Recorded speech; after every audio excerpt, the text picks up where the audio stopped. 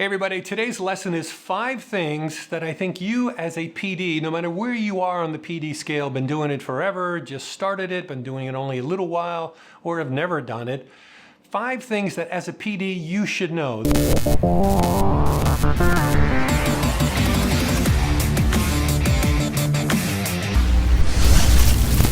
Hey Buckaroos, here we go again, another episode of Musicom Academy. Today I'm going to do something a little bit different than I've done before.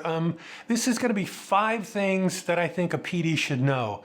They're things that I've encountered along the way, and I've had to do an enormous amount of hours thinking about these things, and I came to some particular conclusions as I'm going to go through with these. I've done what I'm about to tell you, and it worked out fine. But again, like I told you before, there's 1,000 ways of programming a radio station, and there's 1,000 ways of getting from point A, total horrible outcome, to point B, great outcome. There's lots of different ways of doing that.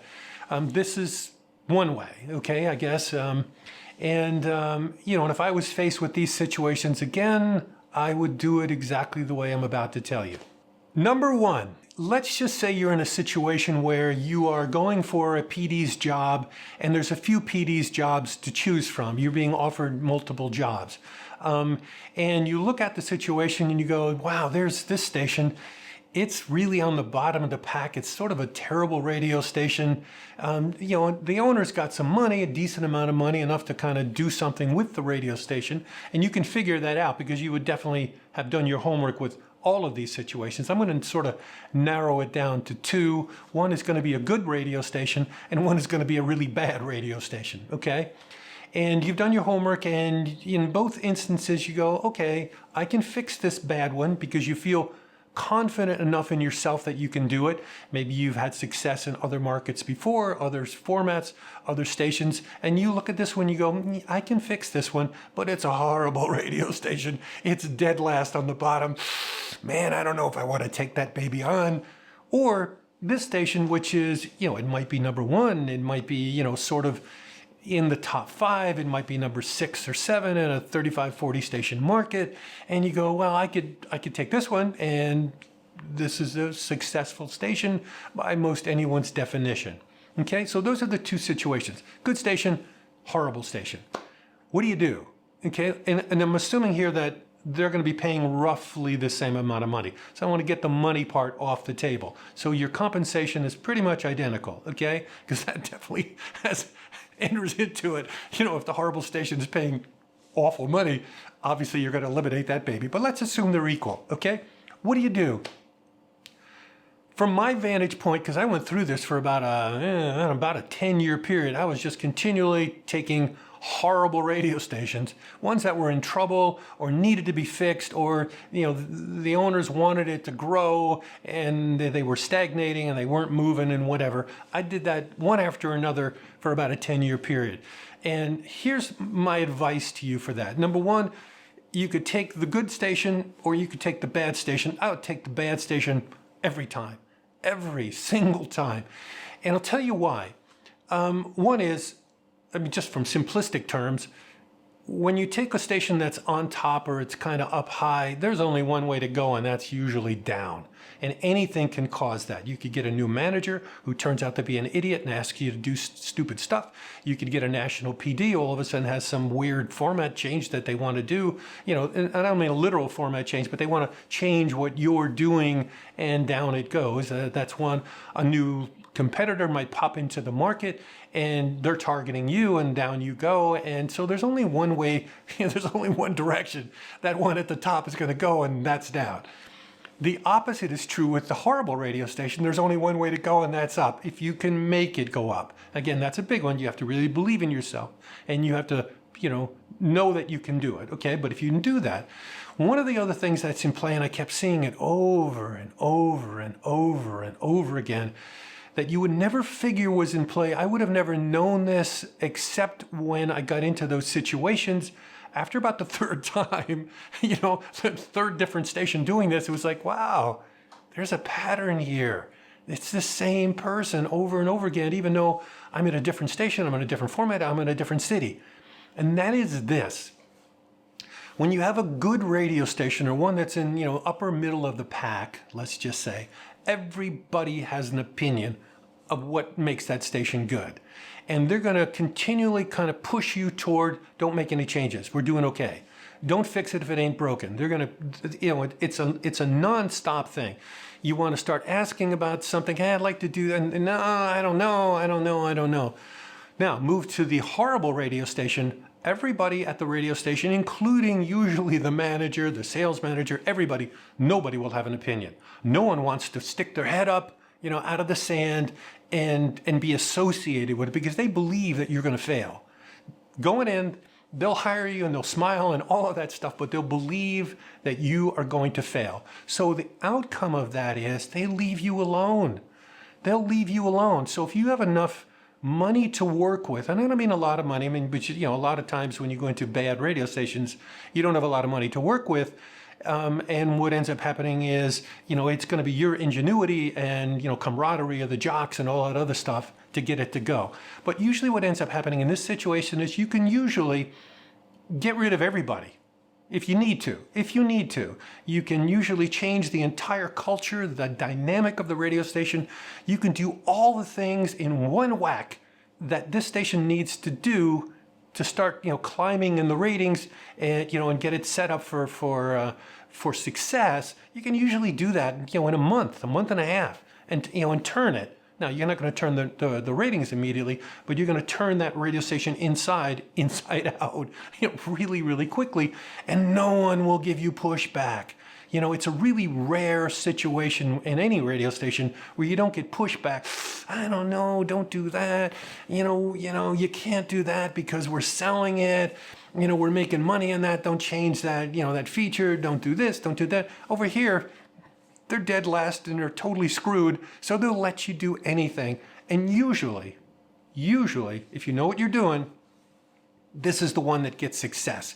You can double, triple, quadruple, 5 times the ratings, and you're a hero. You look back and you go like, wow, I took that thing from a 1 share to a 5 share. And you know what? Maybe that 5 share is lower than this one over here because maybe this one's pulling a 7. But it's a 7, 7, 7, 7, 7, 7, 7, where this one just went from a 1 to a 5. Who do you think looks like they know what they're doing more? The person just holds it at a 7, or the person who just took it from dead last, awful radio station that it was continually a 1, 1, 1, 1, 1, or a 0.3, 0.6, 1, and all of a sudden you're pulling a 5. Who do you think looks like they really know what they're doing? And for the next job, who do you think is going to be offered big bucks to do that again? And if you do it again, oh my God. And if you do it again, all of a sudden you start getting tagged as the fix-it person. So from my vantage point or from my history of looking at things and being in those kind of situations, this is the one you want to take. You want to take the bad radio station. If you believe, but big thing, you got to believe in your heart and you got to know that you can turn it around. Number 2, hiring air talent. There's a lot of different ways of hiring air talent. I always believe that hiring air talent, in the perfect situation, a lot of times you don't get to be in this situation, but in the perfect situation, hiring air talent is a lot like, hiring actors for a movie. If you were going to put on a teen movie, you're not going to grab Jack Nicholson and make him the lead character, because he's not going to high school. He's going to be the grandfather or the father, as good as an actor that he is. You're going to cast for the target. Okay, so if you're putting on a younger radio station, you probably want to have younger people on the air. If you want an older station, you probably want to have older people on the air and all of that sort of stuff. So that's part of it. But the other part that I found that tends to work out best, first off, you got to, you think about, okay, what kind of show do I actually want here? So you have to sort of hear the type of station and the type of show that you want. You have to hear it in your head. Then go searching for somebody who does that now. Don't try to hire somebody. Oh my God, they're really, really funny. And they do, that bit was awesome, but they're doing long bits, let's just say, as an example. And there's nothing wrong with long bits, but let's just say this person's doing long bits and they stop down for 2-3 minutes and do sort of involved things that are funny, that are great. But if that's not what you're looking for, don't hire that person and then want to shut them down to be doing the type of radio station that you want, and vice versa. Don't hire somebody with like, oh man, this guy is he's just smoking along. He's super clever. He's over the top of intros. He's doing things. He's super funny, super clever, super smart, super everything. And he's doing these 20-second pops, boom, boom, boom, in, out, in, out. Yeah, but I need him now to go on to a morning show and do long stuff. Don't do that. Don't hire that. Look for somebody who is doing what you're specifically looking for and hire them, because it's an easy hire then. They're doing what you already want. You know that they'll do what they can do, what you already want. And lastly, in that interview, when you interview the people, because certainly you're going to do that, right? You're going to interview them and talk to them before you hire them. If you're going to be interviewing somebody to do, let's just say it's, doing the 20-second things, and, they're really clever and fast, and, Ricky Tight and Bright, that type of thing. If you're hiring Ricky Tight and Bright, and that's what you want on your radio station, a show of Ricky Tight and Bright, and that person's doing Ricky Tight and Bright, have a conversation with him and go, do you like doing that? No, not really. I really like to be doing long bits if I could, but they keep forcing me to do this Ricky Tight and Bright thing. Ooh, okay, now you might not want that person. Now you'd have a conversation, hey, that's what I need too, and you're really good at it. Would you like to continue to do that? And they might say yes, and everything will be fine. But if they don't want to do what they're doing, and what they're doing is exactly what you want on your radio station, then you got a different kind of conversation, a different thought process of, man, I don't know if I really want to hire this person. Ideally, what you want is, this is what you want. That's what that person is exactly doing. And then when you talk to them, they love doing what they're doing. So when you grab them and put them on your radio station, you're going to have a magnificent show virtually always. It's exactly what you want, and they will give you exactly what you want, and there'll be no hassles. Number 3, don't just blindly copy major market radio stations. A lot of people do that. You'll listen to KISS in LA or Z100 or Capital in London, or you'll listen to VAZ in Chicago if you're going to want to be doing urban AC. Oh, there's a big radio station. Let's just copy what they do. Let's do what they do. That sometimes can work depending on the market you're in. So it's not a universal don't do that. But one of the things that comes into this, and I learned this the hard way, I took a job in Cincinnati that I had mentioned to you on the last lesson, actually going into Cincinnati. And prior to that, I had done hot AC and was extremely familiar with it, but I did it in Detroit. And then I had an upper end AC radio station in Detroit. So let me tell you the story sort of about that, to kind of, so you kind of understand the situation. When I was doing the hot AC in Detroit, I'm on the #1 AC radio station. When I was doing the upper end AC, so it was like a softer, older person's AC, not super old, but 40 and above. I'm the #5 FM AC radio station in the market. So there's literally five AC radio stations in the market on FM, and they all have varying degrees of money. So they're not like, there's 4 big companies and one company that has no money. They all had resources, okay? I've got #5. So what ends up happening in a large market with a lot of stations in the market, everybody starts to become pretty tight in their format of what they're doing. And I had to do the same thing. So I had to make the radio station essentially 80% similar to what the other radio stations were doing, but my station had to be 20 to 25, 30% different, enough difference in my station from the rest of them that somebody could make a choice, that an audience could go, I like that one versus this one. Mine was upper end, so I'm playing some older songs. There's like a few Sinatra songs in there at the time, and and it's a kind of a bit of a softer station, and so that was the way mine was. Then there's a hot AC radio station. There's an AC radio station that's leaning very much into gold. There's another typical AC station that's going right up the middle, and then there was another one which was really leaning into new music a little bit faster than the other 4. So they were delineated very differently, okay, each one. And so that was what I was used to when I ended up taking the job in Cincinnati. I go to Cincinnati and I took in sort of like a a regular AC radio station and I morphed it up into a hot AC radio station. And the station sounded great. And it was really, and we're getting traction, but I just could not catch the other sort of hot AC radio station that was in the market. And I would continually be listening to the other station, and when I'm in my car, and I go, man, why are they playing that? They're playing the Carpenters on a hot AC radio station. What are they doing? And then there would be some other songs like, why are you doing that? That's like so weird. And they would continually then turn to, why are they out in front? Why are they ahead of me? And I'm gaining on them, but I can't catch them. And it was a slower move than I was normally used to, because normally I'd switch a radio station and it would start coming up fast. But this one wasn't coming up as fast as normal, as much as my ear would tell me, because the difference to my ear was I had a great radio station and this other station was just like, it was okay. And then one day it sort of struck me, because I had taken a trip and I was back in Detroit and I was listening to those radio stations in Detroit. It just happened to be over the weekend before I ended up, going back to Cincinnati. And on the way down, it just sort of struck me that, you know what? Maybe they're on the right track. And this is what I'm, a big point for you to understand, to think about, is that I came to the conclusion that when you have a lot of radio stations in a market, okay, there's a lot of signals in a market, and they're in the market. They're not just coming in from somewhere else. Stations are in the market. There's multiples of each format.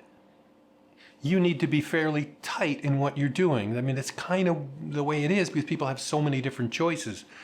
You all of a sudden drop to a market where there's not as many signals. Instead of being 40, there's maybe 15 radio stations, and there's only 2 of each format, or maybe even just 1 of a format. You have more latitude, and that's why they were getting away with playing the Carpenters, where no hot AC probably anywhere was playing Carpenters at that time. Not that there's anything wrong with the Carpenters, it was just like, wow, this just doesn't fit. It's just not what a hot AC would do. But they had leeway because there weren't so many radio stations in the market. I sat back and went, I think I'm wrong. I think I'm wrong in my thinking. I've been in a major market, a giant market, for so long that my thinking skews this way. So I had to stop and go, dude, you're wrong. Stop thinking that way. Let's attack this, jump up to 40,000 feet, take a look back down and go, what are we going to do for this situation? Because you can't just copy or do what you've done before or go along with the norm of a major market radio station. Super important here. So again, I kind of 30, 40, 50,000 feet looked down and went, you know what? There's not 40 stations. There's only 15 or 16. There's only 1 or 2 of each format. There's only a couple of each one max. There's no 3 of anything here. And what do I do with that? So basically, I just started to go, all right, I got a hot AC and I have a playlist of here to here. This is how many songs I have. I'm just going to open that baby up a little bit. I'm going to open it up more so that actually I'm bleeding over onto them and I'm bleeding out in all directions. So it's kind of looking at it as a circle, let's just say, and you're covering, formats that are sort of around the thing. I'm just going to blow that baby out a little bit, not a lot, but enough that I'm now wider. I'm a little bit, I'm tagging more different formats because there wasn't a lot of radio stations to worry about. And all of a sudden, don't you know it, boom, next ratings book, I passed them. We blow by them and stayed that way, until I left. So big lesson there, for me, and and it's come up a bunch of times after that, particularly when I was a national PD, and you're trying to hone a strategy for a major market radio station, lots of competitors versus someone in a medium or small market where there's not many radio stations. You really need to think differently, and you can think differently and not just blindly copy. You just don't want to copy for all of those reasons I went through. Number 4, this comes up a lot, and I'm going to try to explain it to you as best I can. So let's say that you have a CHR radio station, and it's a pretty upbeat CHR, and it's moving. Most of the songs are, let's just say you're playing 14 songs an hour, and 11 of those songs are, they're up tempo and they're moving. They're not mid tempo. They're not slow. It's got excitement. The radio station has excitement. But then you run into a stretch where the current music, kind of like what happened, 3 or 4 years ago and pretty much kind of stayed down. The music starts to come down more and more and more. The current music that's being released starts to get slower and slower and slower. And therefore the tempo of your radio station starts coming down from where it was. So let's just say the overall tempo of the radio station, the way you had it and you're doing great, let's just say it's a 7.5 to an 8. That's the overall tempo of the radio station on a 1 to 10 scale. Now, because of the current music, and you're playing so much current music because you're a CHR, now the tempo is like a 6 or maybe a 5.8 or a 6.1. Having a CHR and all of a sudden the current music, all of a sudden it becomes slower and slower, that becomes a problem and your ratings start to drop because that's what's happened for a ton of CHRs. They're not as upbeat and not as exciting and therefore people tune out. So I just wanted to make your mind think in those terms, but that's not the problem. What I want to tell you about for number 4 is it is incredibly difficult, as in almost primed for failure always, to try to morph a radio station from one format to another. It is extremely difficult to do that. Almost always it's just easier, it is safer, it is the sane way to go. Just blow the radio station up, pick a different name, change format, make a sort of a splash in advertising and hit it and go with the new format. It's the better way to go because trying to morph from one format to another is incredibly hard and you can only do it in just a few situations. So can it be done? Absolutely, it can be done. Like I told you on the last lesson, the Wave in LA did it because they went from smooth jazz to urban AC, and they were already pretty much there. They really were. All they really did, that morph kind of was re-imaging the radio station slowly to what they were doing and pulling out the instrumental tracks. But for the most part, they were already playing the gold, the urban gold. That was already there. And the tracks of the urban gold and the tracks of the instrumentals already sounded like urban music. And because smooth jazz sounds like like the tracks of, urban, medium and slow tempo songs, they were already pretty much there. So that became somewhat of an easy transition and man, they pulled it off great. I mean, it was a wonderful job that they did doing it, but they didn't have to move this much. They only really needed to move this much musically. Now, to go back to what I was just saying about a CHR, you got a CHR and you're clipping along at like an 8 tempo or an 8.2 tempo, and the manager comes to you and says, hey, we need to be an AC radio station. So, I need you to morph it. Essentially what they're saying is we need to morph it down to a 6 tempo and start being more adult. What do you think is going to happen there? You're going from like an 8 tempo down to a 6 or a 6.5. As you're in that process, the people that you do want to listen already have an image of you in their head of what you were, the CHR. So they're out of it. They're not going to come. Really difficult to advertise the radio station because nobody's going to believe anything as you're morphing. Hey, to the audience that you want, come listen, but you're not there yet. To the audience that's already there who likes you, even as you're coming down little by little, they're going to go, what's this? I don't understand. And also as you morph down, you're going to start losing, just like I went through, as if the music was causing it, as opposed to your ownership or your management forcing you to do it. Okay. As the station comes down in tempo and comes down in being a CHR toward AC, you're going to lose people in droves. It's like a recipe for disaster. Again, some instances you can pull it off if you don't have a lot of competitors, but man, it's a bad thing to be trying to do. Now, can you go from an AC to a hot AC? Yes, you could morph that up because again, you're not going from here to there, you're kind of in the smaller range. I actually did that in Cincinnati when I went there. At the time, we heard that there was going to be a new radio station changing format 2-3 months down the road because somebody was buying something, and they said what they were going to be doing. So it's like, ooh, I'm the soft AC, and I'm going to have another competitor where the other radio station, the sort of hot AC station, that's going to be all alone with no competition. They're going to blow everybody away because I got to share my audience with this new thing coming in.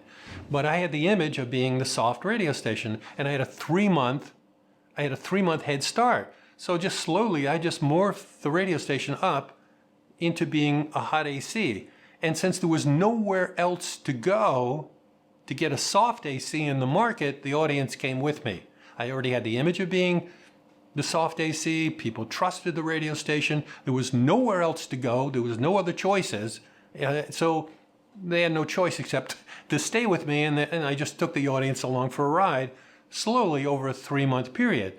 And that worked out. But if you have competitors, you try to do that, you're going to get, it's way more difficult. Bear that in mind.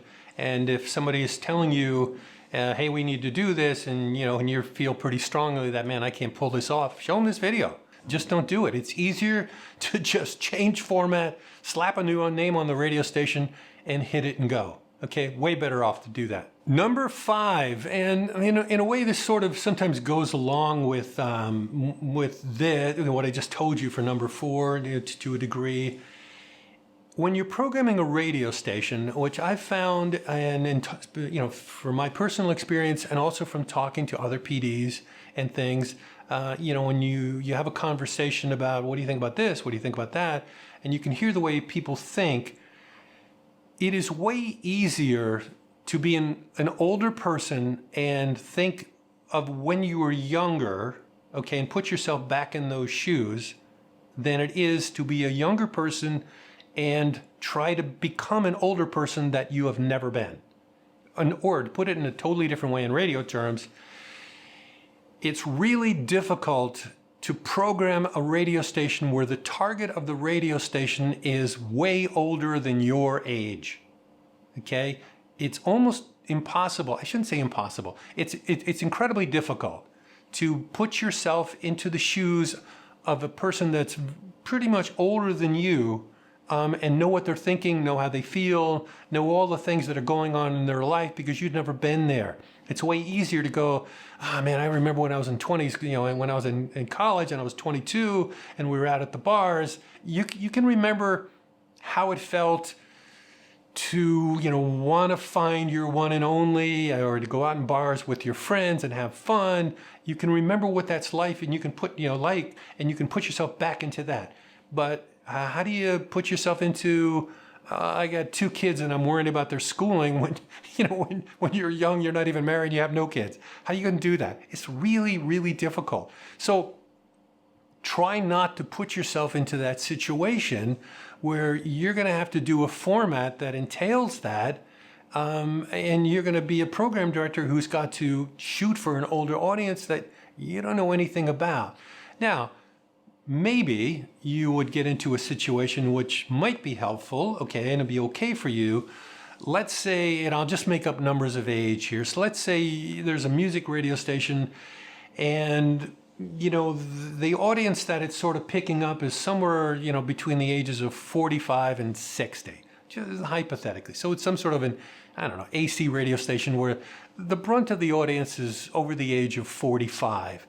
And they want to make it a little bit younger, not a lot, but maybe they want to pull the average age down by 7, 8, 9, 10 years, which I think that's all you can kind of do if you're trying to morph a radio station, so to speak. You could pull it down a little bit younger. You're not going to take a station that, like you see it all the time with talk stations. Well, hey, our average audience is over the age of 50. We need 35-year-olds. Yeah, good luck with that. That's just not going to happen. Sorry. It's just not going to happen. Again, you'd have to blow the radio station up and start a whole different thing. You're not going to morph it down. But, you could pull it down 5, 6, 7, 8 years in that. And if you're just a little bit under that age bracket that it was, so if they're picking up 45, 50-year-olds, that's the brunt of the radio station, and you're 38, well, you probably could maybe pull that off, okay? Maybe not, but at least you got to, you have sort of a shot at it. But generally speaking, it's easier to program a radio station that's younger than your particular age than it is for something to program a station that's definitely older than your age. it's hard to put yourself in that headspace. And let me do one more bonus for you. This is number 6. I just thought I'd throw an extra one in here just for the heck of it. Don't assume that changes, and this really goes for a whole bunch of what I just went through, for a lot of them, for morphing and for the age bracket, for a whole bunch of different things. When you make a change to a radio station, don't assume that the audience has any idea what you did. They probably don't. You know, high odds, unless you do something that's really radical or something super crazy, like on the weekend, you know, all of a sudden you decide to do in the middle of summer and, you know, an all Christmas weekend and Saturday, Sunday, you're just doing Christmas songs that someone will definitely notice and go, whoa, what's that? But you know what? Probably even that, probably only half your audience would even notice that. As, you know, as crazy as that sounds, okay? But, you know, when you do, well, you know, hey, let's just speed the rotations up a little bit here because it'll do, no, it's not going to happen. They're not going to notice it. They'll maybe notice it 5 months from now if you keep it up, but the audience just doesn't notice things quickly unless they're major. And even then, you kind of have to really bang at it big time with promos and splitters and liners and your jocks talking about things to make them know what's going on, because they have a life. They don't care about your radio station. They really don't. Their life is going on, and you know, you're the same to them as an insurance company, you know, and you know, name 4 insurance companies. Allstate, something else. Great. Well, there's probably 25 insurance companies. Can you name them? Well, it's just like radio stations for them. They'll name maybe 4, 5, 6, and beyond that, they can't go any further, because they listen to you, but they don't really pay attention and all of that stuff. And that's not a bad thing. I'm just telling you to just bear it in mind. It's because you may think you're doing a whole lot to the radio station to get it to move towards success. In reality, you're not doing anything that's noticeable. So, you know, you got to do something that's noticeable, or not fool yourself into thinking you're doing something that's making a difference. There you go, 5 things you should know, plus a bonus one. Hope those helped. I hope you got something out of them, as always. If you have a question, send me a question, Pat at Musicom Academy. Glad to answer it in one of the lessons that are coming up, as I'm amassing them now, and we'll do a few of those lessons like that of just questions. And subscribe, hit the like button, and if you can, it would be really nice to tell somebody that you know who's in radio. If you think that they might benefit out of the course, you know, it'd be great if you tell them about the course, and they'll stop watching too, unless, you know, you're both going for the same job and you don't want them to get the job instead of you. Then I totally understand you holding back on the information, okay?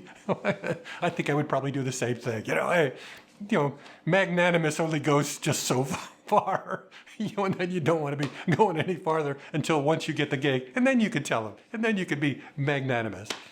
Okay, until the next time, all right, see ya.